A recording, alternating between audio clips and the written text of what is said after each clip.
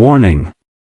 This video will take you on a terrifying, mysterious murder journey that will blow your mind and send chills down your spine, not just an ordinary murder story.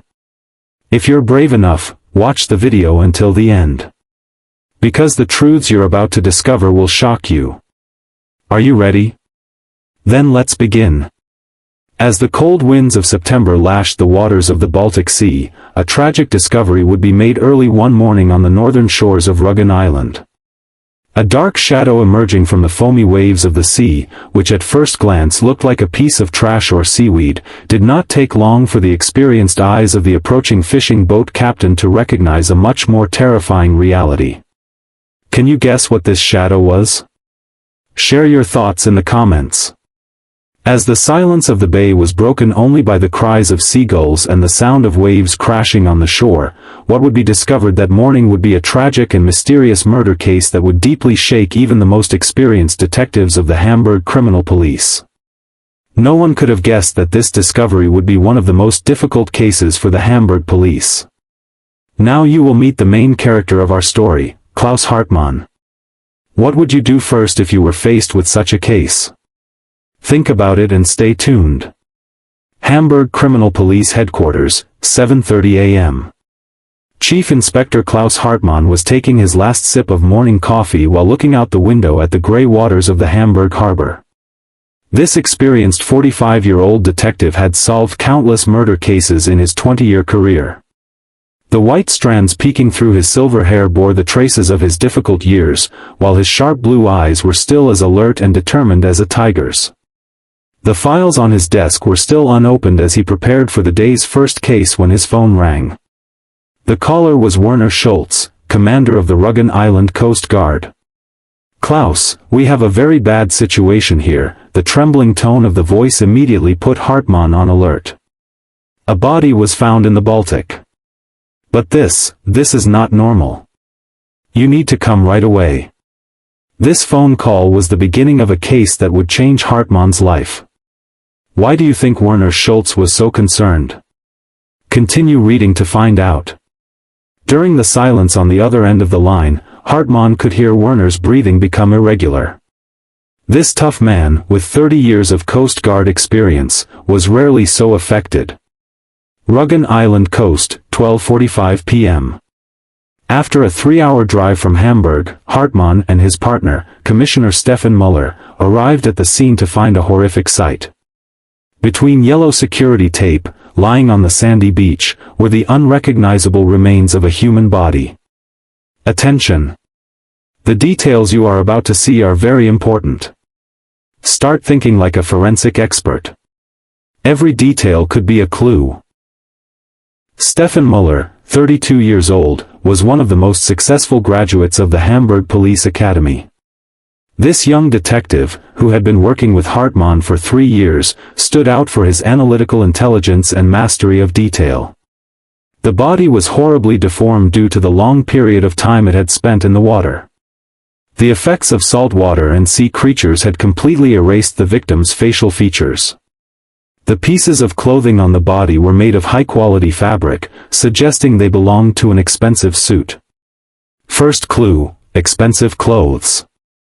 What does this detail tell us about the victim's social status? Keep that question in mind. Dr. Anna Weber, head of the crime scene investigation team, approached Hartmann. This short, auburn-haired forensic expert was known for her coolness. "Klaus, the initial findings are quite strange," Weber said, glancing at the file in her hands. "The damage to the body is not consistent with a normal drowning case.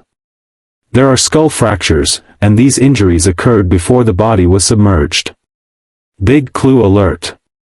What Dr. Weber found will completely change the course of the case. What do you think these skull fractures mean?" Hartmann crouched down and carefully examined the body. His experienced eyes spotted details that Weber had also noticed. On the index finger of the left hand, the mark left by an expensive ring was still visible. This detail provided important clues about the victim's socio-economic status. "Are the labels on the clothes legible?" asked Müller. Weber shook his head. "Unfortunately, most of them are destroyed. But we can get something from the shoes.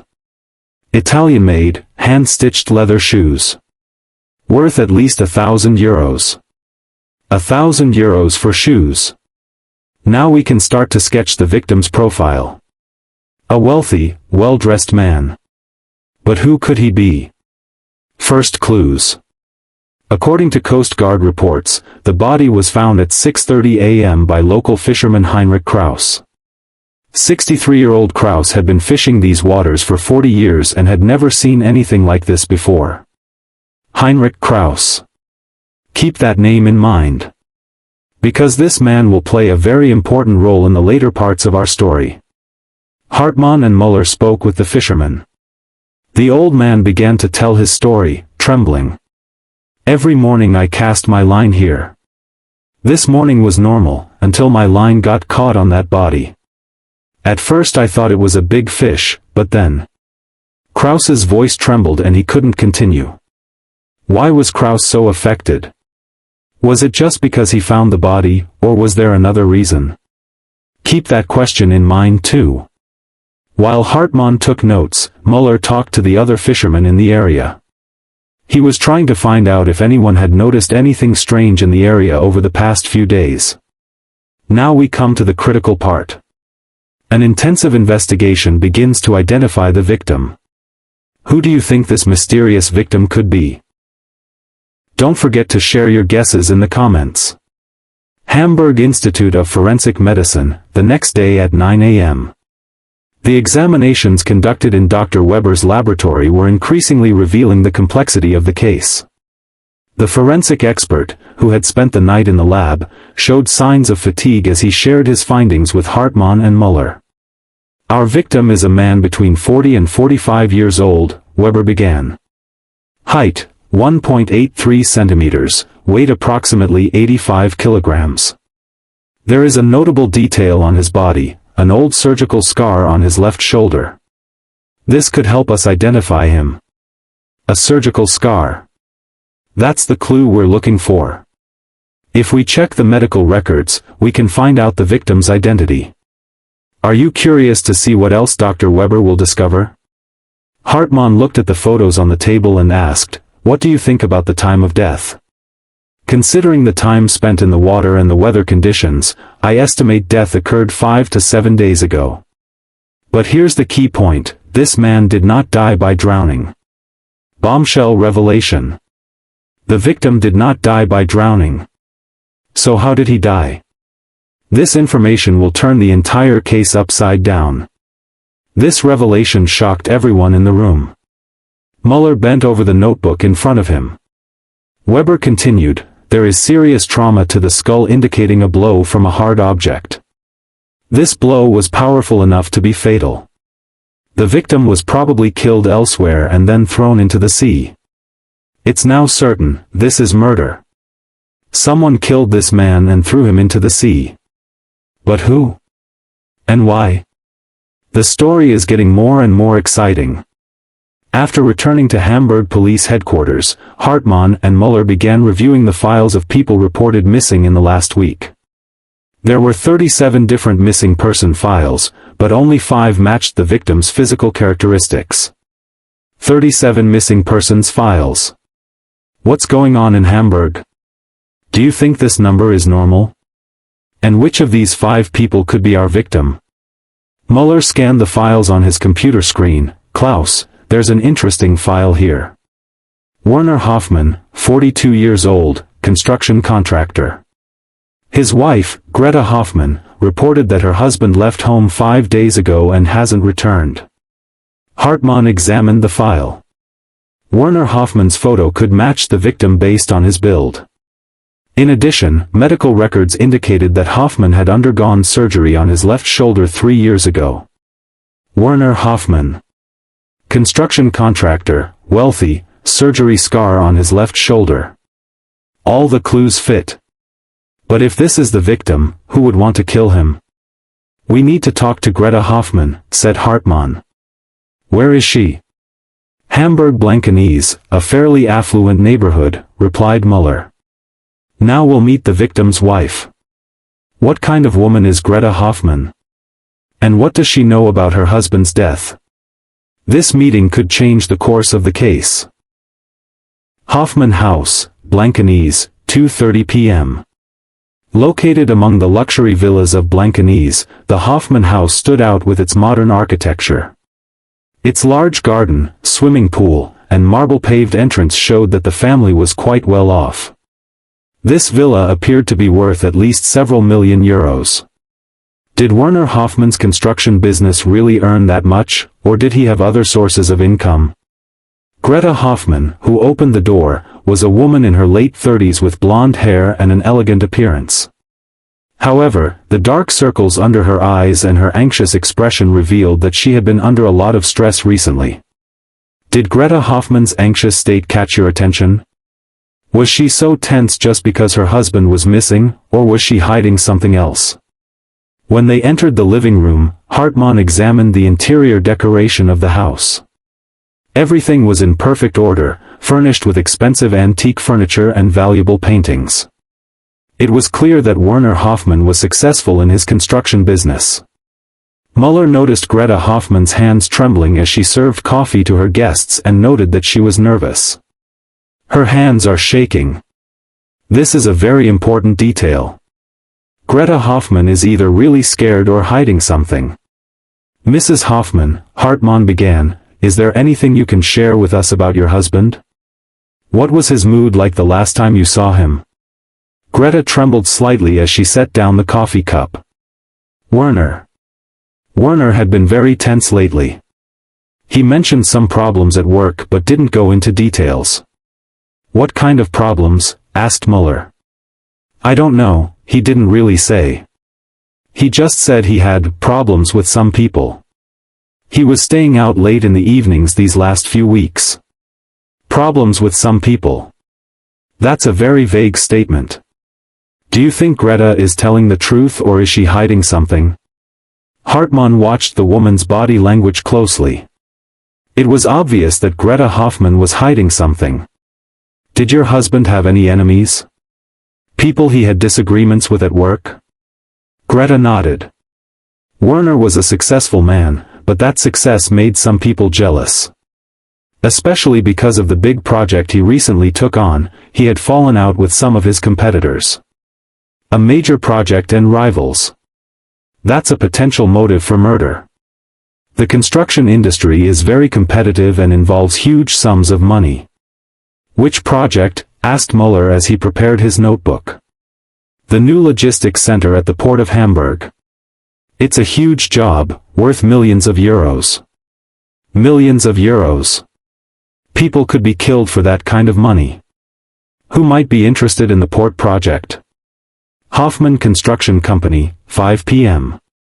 When Hartmann and Muller arrived at Werner Hoffmann's company headquarters, they were greeted by a modern office building. The company secretary, Maria Schneider, began explaining how things were going after her boss's disappearance. This short, bespectacled woman, who was very detail-oriented, had been working with Werner Hoffmann for 8 years.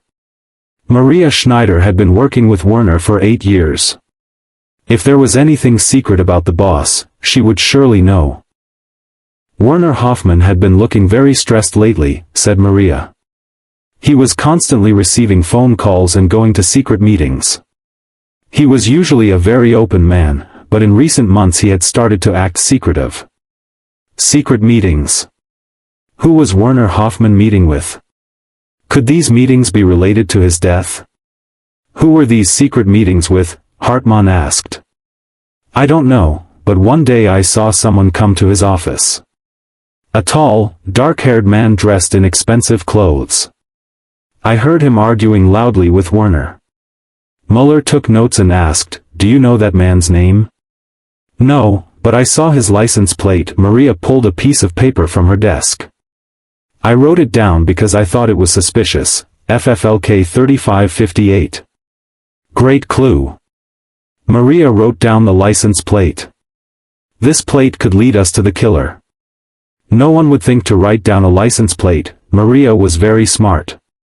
Now we have a concrete clue, the car with license plate FFLK 3558.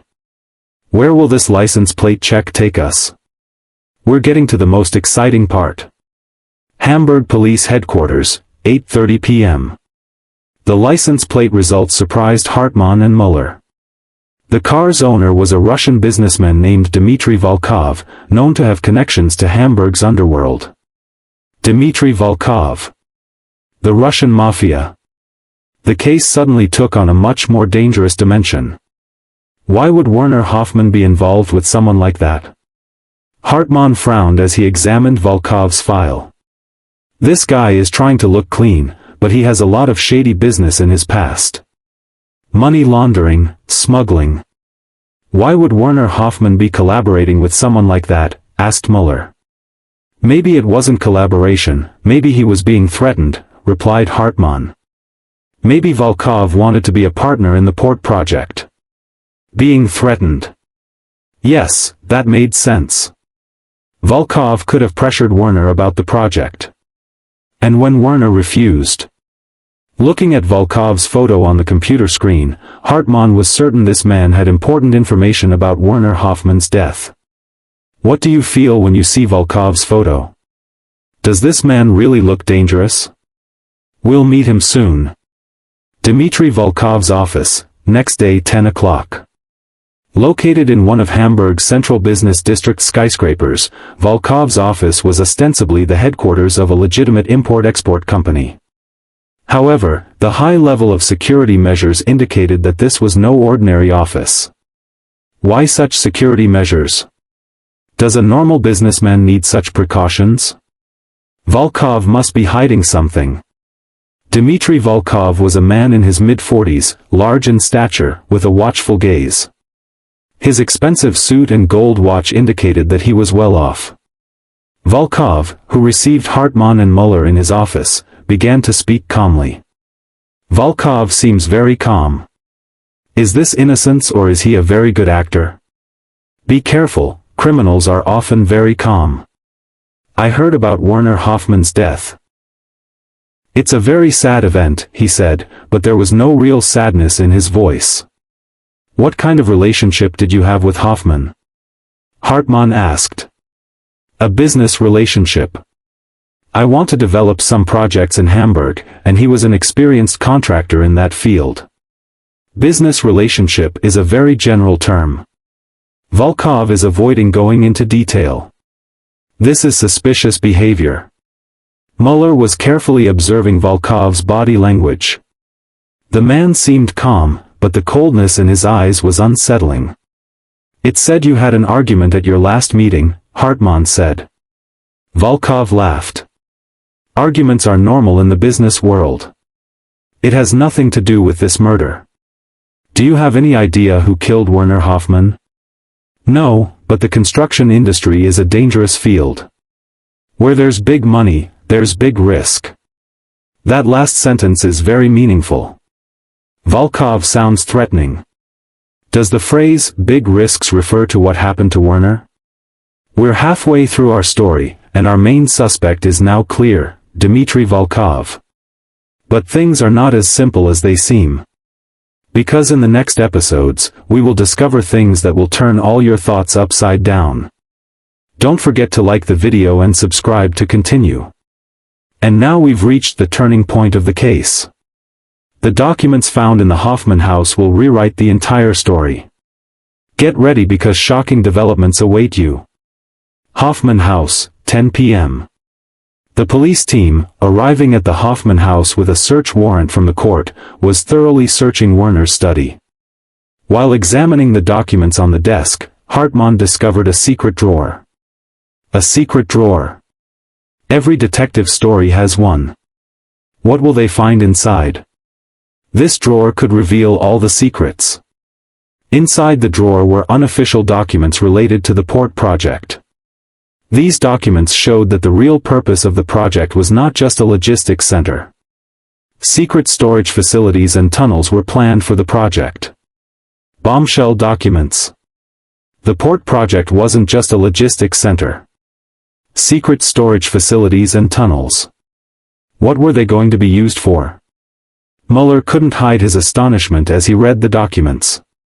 Klaus, these documents look like they were designed for smuggling operations. Apparently, Werner Hoffmann realized Volkov's dirty business, said Hartmann. And he probably wanted to withdraw. Now everything was clear. Volkov wanted the port project for smuggling, Werner wanted to withdraw when he found out, and Volkov eliminated him. Among the documents, notes written in Werner's handwriting were also found. These notes described Volkov's threats and his determination to stop the project. The last note was particularly striking: Volkov is very dangerous. If I don't withdraw from this project, my family will also be in danger. But I can't be part of this. Werner's last words. The man foresaw his own death. He tried to withdraw from the project to protect his family, but it was too late. Greta Hoffmann's confession. Greta Hoffmann can no longer hide the truth. Confronted with the documents, the woman is finally going to talk. Let's see what she's been hiding. Faced with the documents, Greta Hoffmann finally began to confess the truth. I knew how dangerous Werner's situation was, she said, crying. Volkov was threatening him. He said that if the project wasn't completed, he would kill both my husband and me. Greta knew all along. Why didn't she go to the police? This is a critical mistake. Why didn't you go to the police? Hartmann asked. We were afraid that if people found out Werner was involved in dirty business, our children's future would be ruined. He also said Volkov had connections with the police. Volkov has people in the police. This is very dangerous. No one can be trusted anymore. Greta's story explained why Werner Hoffmann felt he was in a dead end. It was time to question Volkov again. But this time they had strong evidence. Let's see how the Russian mafia defends itself. Return to Volkov, the next day at 2 p.m. Armed with new findings, Hartmann and Muller went to Volkov's office to question him again. But this time the man's attitude had changed. Volkov was now on the defensive. But would a powerful mafia leader give up so easily? Watch out, these are the most dangerous moments. Gentlemen, I think you're on the wrong track, said Volkov, sitting behind his desk. I had nothing to do with Werner Hoffmann's death. Hartmann placed the documents on the table. These documents say otherwise. This was the critical moment. The evidence was on the table, Volkov was cornered. What would he do? Volkov examined the documents and a cold smile spread across his face. These documents could be fake. Werner was a very stressed man, who knows what he was imagining. Werner Hoffmann tried to stop you, and you killed him, said Muller. Can you prove it? Asked Volkov. Because I wasn't in Hamburg that day. I was at a business meeting in New York. An excuse. The classic defense of every criminal. But is this excuse real or fake? Volkov pulled a file from his desk. Here's my plane ticket, hotel reservation, and meeting records. Very prepared. These documents look real, but mafia bosses are experts at forging documents. And now we come to the most shocking part of our story. Get ready, because what you're about to learn will turn all your assumptions upside down. No one saw this coming. Forensic report, latest findings. The latest report from Dr. Weber took the case to a whole new level. DNA samples found on Werner Hoffmann's body yielded an unexpected result. Klaus, this is very strange, Weber said on the phone. There is someone else's DNA on Werner's body. And this DNA belongs to someone in our records. Who? Heinrich Krause. The fisherman who found the body. Shock. Heinrich Krause's DNA was found on the body. Remember, he was the fisherman who found the body. How is this possible? This information required them to review the entire case from start to finish. Nothing is as it seems anymore. Did Krause just find the body by chance, or? An incredible plot twist is coming. The real face of Heinrich Krause. And here's the biggest surprise. You'll be shocked when you learn Heinrich Krause's real story. No one could have guessed this. Hartmann and Muller decided to question Heinrich Krause again. When they went to the old fisherman's house, the man panicked when he saw them. "Why are you back here?" Krause asked, his voice trembling. "Because what you told us isn't true, Heinrich," said Hartmann. "You knew Werner Hoffmann, didn't you? Now the masks are coming off. We're going to see Krause's true face. Are you ready for the biggest secret?" Krause collapsed. The old man's masks had all fallen away. "Yes, I knew him," he confessed. "Werner. Werner was my son." Unbelievable. Heinrich Krause was Werner's father. No one could have guessed that. But then why would he kill his son? This confession shocked everyone. "How was he your son?" asked Muller. "Years ago, I had a relationship with Werner's mother. But she married a rich man, and we couldn't register Werner as my child.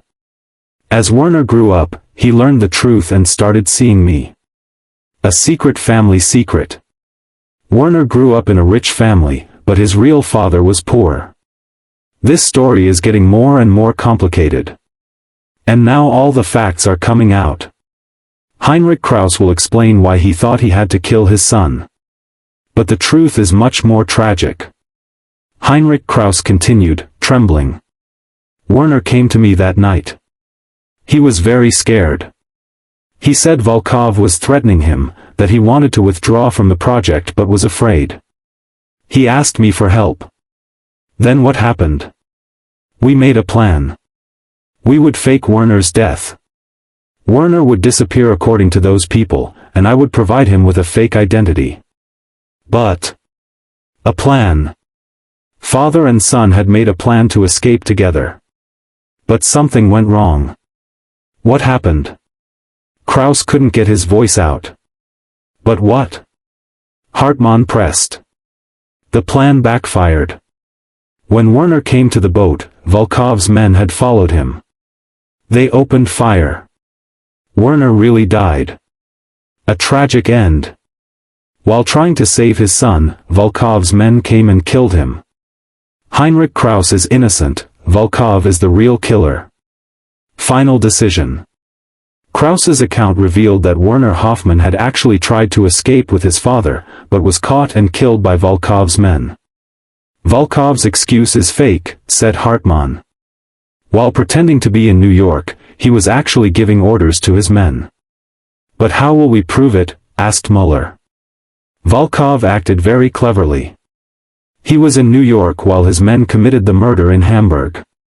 But is there any proof?" Krause took a small recording device out of his pocket. "Werner had this with him that night. Volkov's threats are recorded here. The final piece of evidence. Werner recorded Volkov's threats on his way to meet his father. The moment of the killer's capture is coming.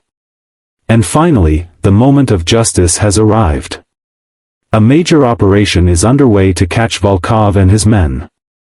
Get ready for the final, breathtaking scenes." With the evidence obtained, a major operation was launched against Volkov and his men. The Hamburg Police raided Volkov's office and other locations simultaneously. The operation has begun. The police are closing in on Volkov from all sides. Will he escape or will justice prevail? When Hartmann confronted Volkov, he saw that the man had lost his cold confidence. "Dimitri Volkov, you are under arrest for instigating the murder of Werner Hoffmann and organizing a chain of organized crimes," Hartmann said. "This is the end. Volkov is cornered, with no escape." Volkov tried to resist one last time, but the evidence was too strong. All the evidence was against Volkov. His false alibi, the threats on the recording device, the port project documents. There was no escape now. Dear viewers, 3 months later, the court proceedings were completed and justice was served. But the ending of the story will affect you deeply. 3 months later, the court proceedings were completed. Volkov was sentenced to life in prison. The Hoffmann Company's honest employees took over, and the port project was completed legally. Heinrich Krause got off with a light sentence for helping the police. Greta Hoffmann and her children had started a new life. Justice was served, but at what cost? A father lost his son, a wife lost her husband, children lost their father. Looking out at the port of Hamburg, Hartmann thought about how many secrets lay hidden beneath the sea. This case reminded him that crime could always come from unexpected places. As Klaus Hartmann said, many secrets lie hidden in the depths of the sea. Who knows what mystery the next case will bring? The waves of the Baltic Sea now seemed calm, but Hartmann knew that many more stories lay hidden in the depths of the sea. As the Hamburg Criminal Police, he would continue to uncover these stories. Dear viewers, we have come to the end of this amazing detective story. Which plot twist do you think was the most surprising? Was it Heinrich Krause being Werner's father, or Volkov's false alibi? Share your thoughts in the comments. This case shows us once again that no crime stays hidden. To make sure you don't miss out on more mysterious and terrifying true stories like this, please subscribe to our channel, like our video, and leave a comment. If you want to watch more mysterious and terrifying events, we'll see you in our next videos.